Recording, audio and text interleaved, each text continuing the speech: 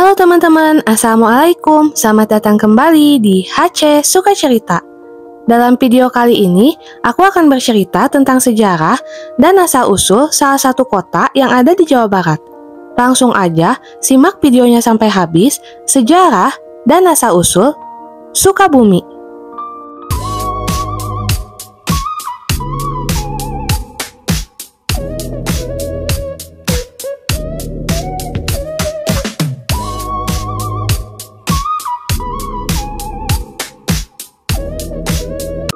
Sukabumi adalah sebuah kota yang berada di Provinsi Jawa Barat. Luas wilayah kota Sukabumi berada di urutan ketiga terkecil di Jawa Barat setelah kota Cirebon dan kota Cimahi, yakni sekitar 48,33 km persegi. Sejarah kota dan Kabupaten Sukabumi bermula dari pembukaan lahan perkebunan kopi di wilayah Priangan Barat di masa pemerintahan kolonial VOC.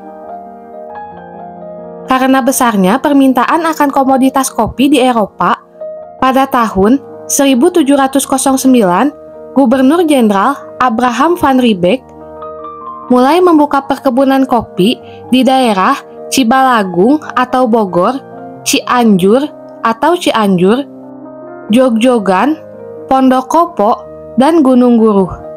Perkebunan kopi di kelima daerah ini lalu mengalami perluasan dan peningkatan di era pemerintahan Gubernur Jenderal Hendrik Zwaardekron pada tahun 1718 sampai 1725, di mana Bupati Cianjur saat itu, Wiratanu III, mendapatkan perluasan wilayah dari Zwaardekron dengan syarat adanya pembukaan ladang-ladang kopi baru di wilayah tersebut.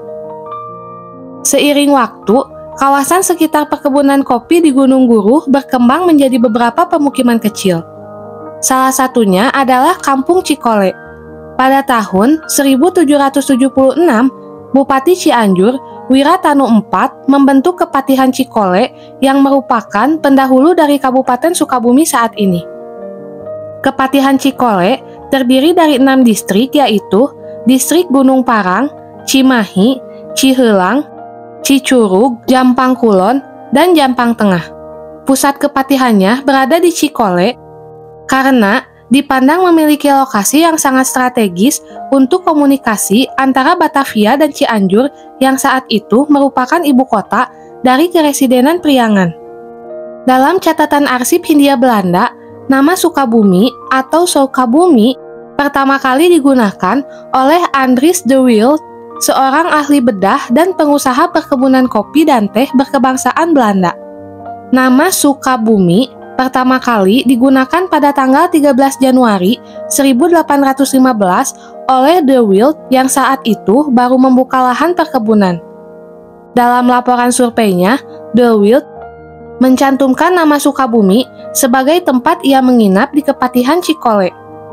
De Wilde lalu mengirim surat kepada temannya Nicolaas Engelhard yang menjabat sebagai administrator Hindia Belanda, di mana ia meminta Engelhard untuk mengajukan penggantian nama Kepatihan Cikole menjadi Kepatihan Sukabumi kepada Stamford Raffles, Gubernur Hindia Belanda saat itu. Terdapat dua pendapat mengenai asal nama Sukabumi yang digunakan oleh de Wilde. Pendapat pertama mengatakan bahwa nama Sukabumi berasal dari bahasa Sunda, yaitu Suka dan Bumen, yang bermakna suatu kawasan yang disukai untuk menetap karena iklim Sukabumi yang sangat sejuk. Pendapat kedua mengatakan bahwa nama Sukabumi berasal dari kata bahasa Sanskerta, yaitu Suka, yang berarti kesenangan, kebahagiaan, atau kesukaan, dan Bumi, yang berarti bumi atau tanah, sehingga nama Sukabumi memiliki arti bumi yang disenangi atau bumi yang disukai. Pada awalnya, Sukabumi adalah permukiman penduduk bagian dari wilayah pemerintahan Distrik Gunung Parang, onder Afdeling Ciheulang yang merupakan bagian dari Afdeling Cianjur Residenti Prianger. De Wilde lalu menjual kembali tanahnya di Sukabumi kepada pemerintah Hindia Belanda pada tahun 1823. lokasi strategi Sukabumi di antara Batavia dan Bandung, dan hasil buminya yang banyak menyumbang pemasukan bagi pemerintah Hindia Belanda merupakan faktor dibangunnya jalur kereta api dari Buitenzorg ke Sukabumi yang terhubung pada tahun 1882. Jalur yang dibangun oleh perusahaan Stad-Purwogen ini menjadi pusat distribusi pengangkutan hasil bumi seperti teh, kopi, dan kina ke Pelabuhan Tanjung Priuk di Batavia.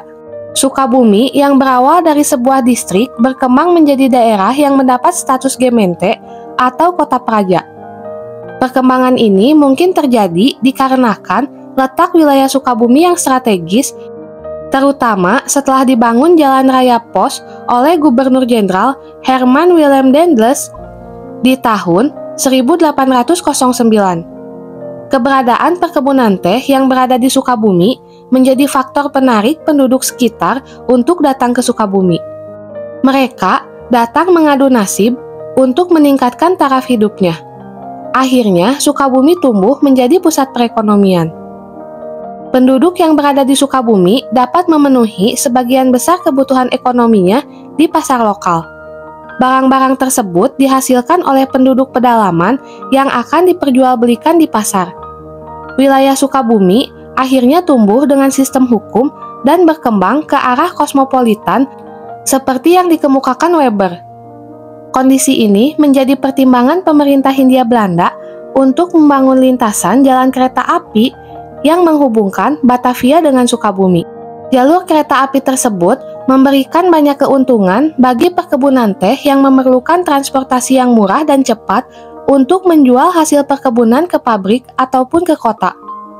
Dengan lintasan jalan kereta api ini, kehidupan sosial ekonomi masyarakat semakin berkembang.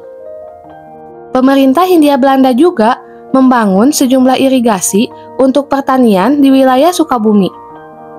Tidak kurang dari 17 tangki air melintas di atas jalan raya yang menghubungkan Bogor dengan Cianjur melalui Sukabumi. Bangsa Eropa berlomba-lomba datang ke Sukabumi untuk berinvestasi. Hal itu disebabkan banyaknya hal yang menarik yang dapat dikembangkan di daerah ini. Kehadiran dan komposisi penduduk Eropa membawa dampak besar dalam perubahan Sukabumi menjadi sebuah gemeente.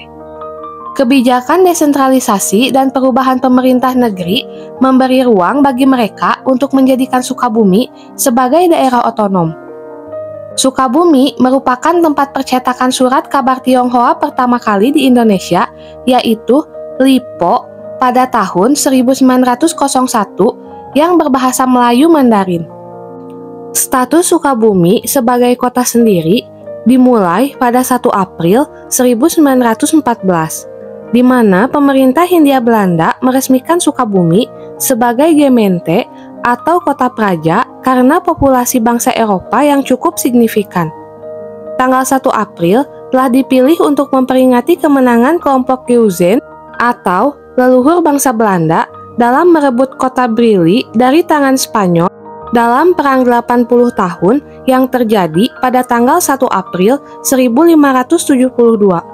Pemerintah kota Sukabumi sendiri baru terbentuk pada tanggal 1 Mei 1926 dengan Burgemeester atau wali kota pertamanya, George Francois Rambonet. Selama terbentuknya kota praja sampai kependudukan Jepang, terjadi pembangunan Sukabumi Train Station atau Stasiun Sukabumi, Mosquée de Sukabumi atau Masjid Agung Sukabumi, Pinkstergemeente atau Gereja Pantekosta, Rooms Catholic Kerk atau Gereja Katolik Santo Yosef, Bethelkerk atau Gereja Bethel, Batakskerk atau HKBP Pasundan, Waterkrachtwerk Obrug atau PLTA Ubrug, Onderstation Lembur Situ atau Gardu Induk Lembur Situ, dan Politisi School atau Stupa Polri. Menjelang akhir kekuasaan Hindia Belanda, Sukabumi menjadi tempat tujuan pengasingan bagi beberapa tokoh nasional Indonesia seperti Muhammad Hatta, Sultan Syahrir, dan Cipto Mangunkusumo. Pernah juga diadakan pertemuan diplomatik antara Ichijo Kobayashi sebagai perwakilan dari Jepang dengan Hubertus van Mook pada Oktober 1940 yang membahas mengenai kerjasama dagang antara Jepang dan Hindia Belanda. Di pertengahan masa Perang Dunia Kedua, Kekaisaran Jepang melancarkan serangan ke Hindia Belanda pada tanggal 8 Desember 1941, di mana Sukabumi jatuh ke tangan Jepang pada tanggal 7 Maret 1942. Di masa pendudukan Jepang, Sukabumi menjadi tempat pertemuan Muhammad Hatta dan Sultan Syahrir dengan perwakilan Jepang untuk membahas mengenai masa depan Hindia Belanda, tetapi keduanya malah menjadi tahanan kota. Sukabumi juga menjadi salah satu tempat penahanan tawanan perang dari Amerika Serikat dan Australia di Indonesia. Oke teman-teman, cukup sekian cerita tentang sejarah dan asal-usul Sukabumi yang dapat aku sampaikan dalam video ini. Mohon maaf apabila banyak kekurangan dan semoga cerita ini dapat menjadi informasi tambahan buat kalian yang mendengarkan.